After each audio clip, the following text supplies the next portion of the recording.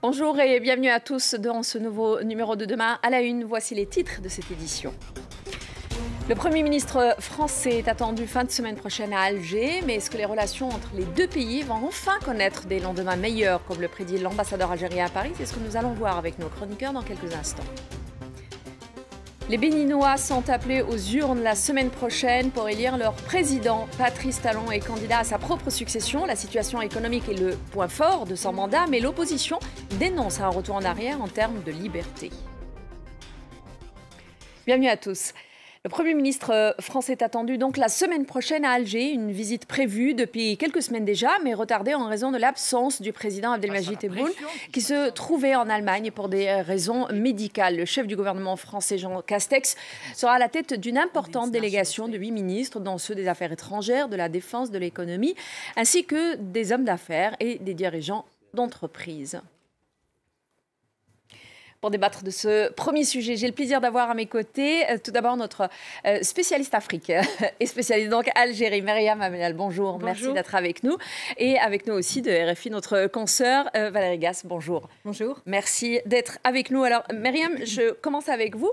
Tout d'abord, dans quel contexte de relation entre les deux pays intervient cette visite de Jean Castex à Alger? Alors il y a trois contextes qu'on pourrait évoquer. D'abord le contexte, comme vous avez dit, diplomatique entre les deux pays, le contexte mémoriel, je dirais, avec le rapport de Benjamin Stora, avec cette volonté de faire un premier pas. Et Emmanuel Macron est sans doute le président de la Ve République qui a fait le plus de gestes pour cette mémoire entre les deux pays, avec d'abord ce qu'il avait déclaré quand il était candidat, que la colonisation était un crime contre l'humanité, la reconnaissance de l'assassinat de Maurice Audin, la restitution des crânes de combattants anticoloniaux symboles en Algérie qui ont été restitués, et puis récemment la reconnaissance de l'assassinat de l'avocat Ali Boumendjel.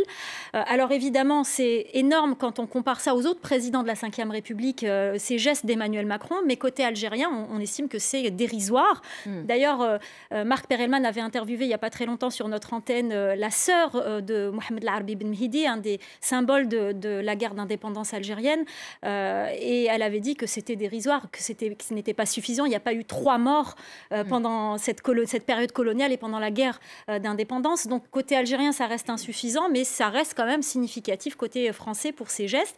Et c'est ce contexte mémoriel. Après, il y a un contexte intérieur qu'il ne faut pas négliger. Les manifestations du mouvement de contestation ont repris depuis quelques semaines, depuis l'anniversaire du Hirak.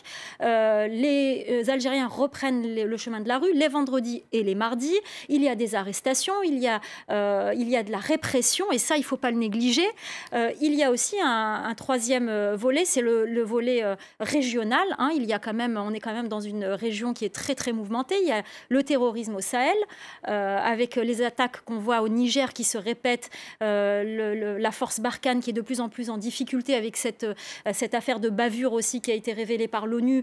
Et puis, il y a aussi une frontière avec la Libye. On sait que la Libye a nommé un gouvernement récemment pour préparer les élections en décembre prochain. Et puis, il y a le Sahara occidental qui reste le point de discorde entre l'Algérie et le Maroc, qui empoisonne les relations algéro-marocaines, qui va sûrement faire partie des sujets qui vont être traités aussi pendant cette rencontre. Alors, Valérie, un large éventail de sujets d'intérêt général, mais aussi bilatéral, sera abordé lors de cette rencontre, et entre autres, la coopération économique.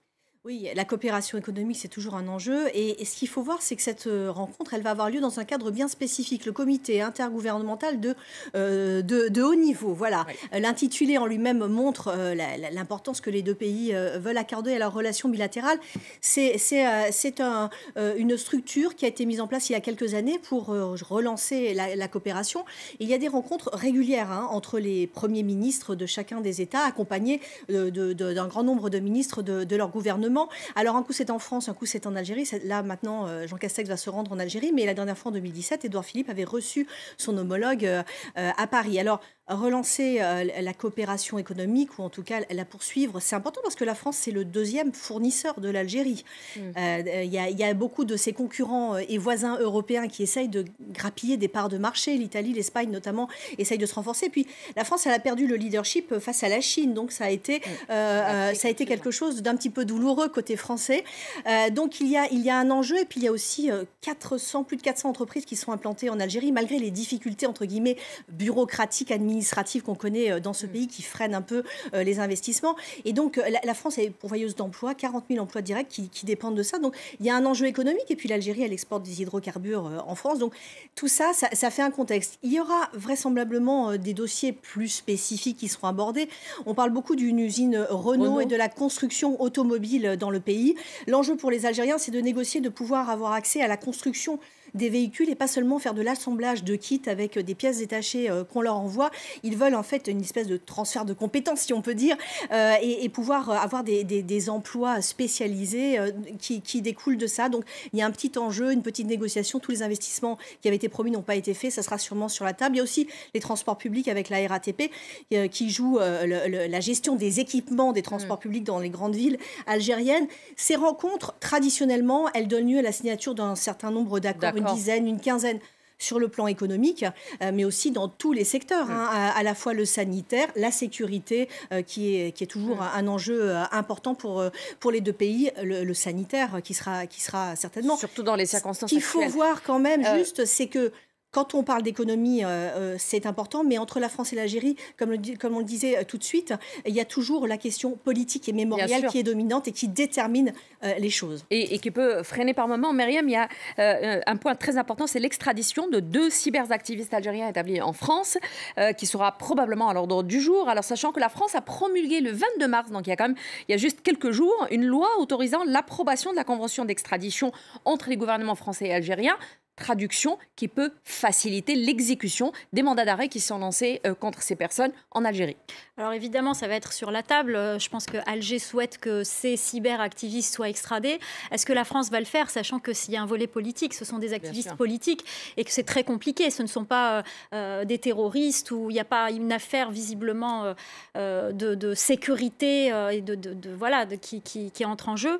Mais effectivement, ça va être sur la table et ça fait partie des points de discorde entre Alger et Paris. Et Alger tente régulièrement de faire pression sur ces questions-là. Maintenant, est-ce que Paris va céder? J'en suis pas sûre.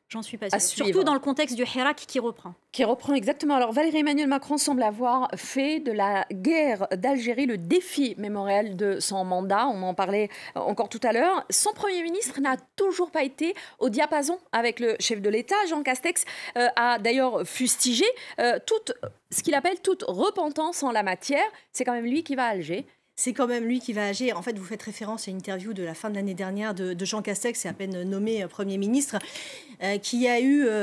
on va dire, pas les mots pour s'exprimer sur ces questions un peu sensibles et qui a un petit peu dérapé et qui a dit il ne faut pas s'autoflageller, regretter la colonisation et il faut être fier de nos racines, de notre identité. C'est vrai que quand on rapporte les propos de Jean Castex à ceux d'Emmanuel Macron dont on parlait, qui avaient été prononcés en 2017 pendant la campagne électorale, visite d'Emmanuel Macron en Algérie avant même d'être président, et il avait dit la colonisation peut s'apparenter à un crime contre l'humanité, à une vraie barbarie. On se dit, il y a un grand écart entre les deux. C'est vrai qu'Emmanuel Macron, il a voulu s'intéresser tout de suite à la question mémorielle.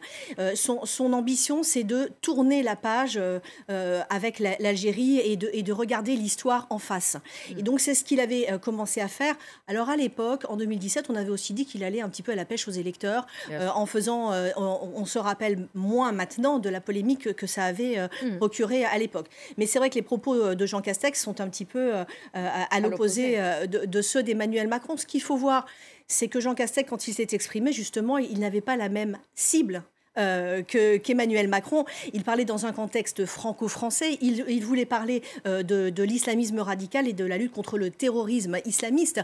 Et donc, son ambition, c'était d'afficher de la fermeté, de dire qu'il ne fallait pas trouver une excuse au terrorisme, une excuse historique au terrorisme. Et donc, c'était de la politique française dont il s'agissait là. C'est sûr que peut-être il n'avait pas mesuré l'implication, les conséquences de tels propos au-delà de l'Hexagone. il y a une forme de maladresse, un peu d'inexpérience. Jean Castex, c'est un homme de droite qui a été propulsé Premier ministre par Emmanuel Macron et qui va faire ses premiers pas diplomatiques lors de cette visite la semaine prochaine à Alger. Il n'est pas sorti beaucoup de la France. Et là, c'est vrai pas une tâche facile. C'est pas une tâche facile. Absolument. On peut quand même penser qu'il n'est pas en opposition frontale avec le président, pas du tout. Non. Et que pendant cette visite, il va tout faire pour garder la ligne présidentielle et ne pas déraper. Et je pense que, j'ajoute juste une chose, ce sont deux générations différentes, Jean Castex et Emmanuel Macron. Et je pense que ça peut jouer aussi. Et la manière et puis, de il y a faire est différente. le passé de Jean Castex. C'est un homme de droite qui n'a pas été sur le premier plan politique, mais qui a des convictions.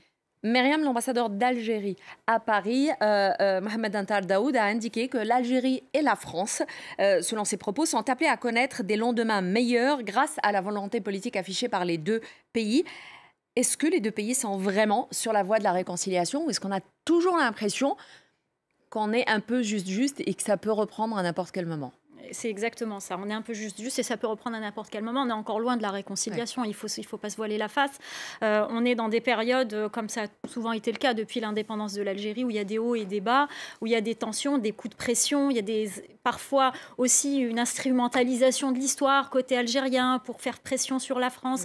Et c'est des relations qui sont toujours très tumultueuses et très compliquées, même s'il y a eu des gestes forts de la part d'Emmanuel Macron. Côté algérien, ça reste encore insuffisant. Moi, j'aimerais juste dire que la guerre d'Algérie côté français n'est pas perçue de la même façon côté algérien. D'abord parce qu'elle a lieu sur le territoire algérien et pas sur le territoire français, même s'il y a eu quelques petites des débordements.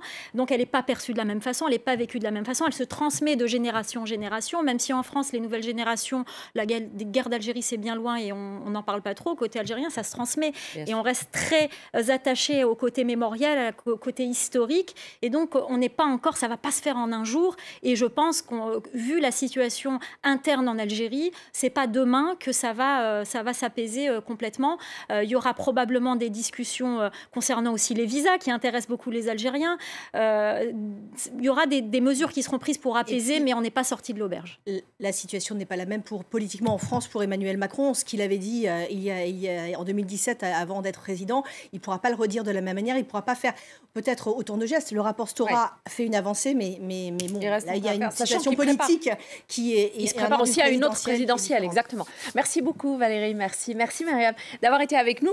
Vous restez en place, on revient juste après le bulletin d'information pour la deuxième partie de Demain à la Une. À tout de suite.